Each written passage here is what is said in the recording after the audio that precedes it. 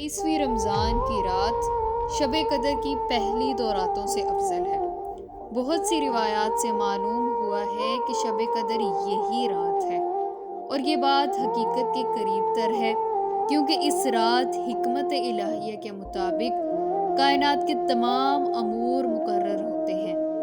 بس اس رات میں پہلی 2 راتوں کے مشترکہ اعمال بجا لائے جائیں، اور اس کے علاوہ اس رات کے چند مخصوص اعمال بھی ہیں۔ سورہ عنکبوت اور سورہ دخان اور سورہ روم پڑھیں۔ امام صادق علیہ السلام نے قسم کھاتے ہوئے فرمایا کہ اس رات ان دونوں سورتوں کو پڑھنے والا اہل جنت میں سے ہوگا۔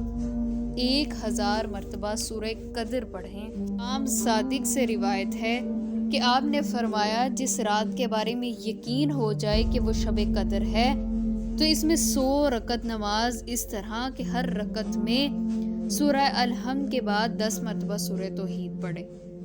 کسی نے پوچھا کہ اے امام، اگر یہ نماز کھڑے ہو کر نہ پڑھ سکوں تو بیٹھ کر پڑھ لوں؟ تو فرمایا، اگر کھڑے ہونے کی طاقت نہ ہو تو بیٹھ کر پڑھ سکتے ہو۔ پھر فرمایا کہ اگر بیٹھ کر نہ پڑھ سکوں تو پھر میں کیا کروں؟ تو آپ نے فرمایا کہ بیٹھ کر نہیں پڑھ سکتے تو پشت کے بل لیٹ کر پڑھ لو۔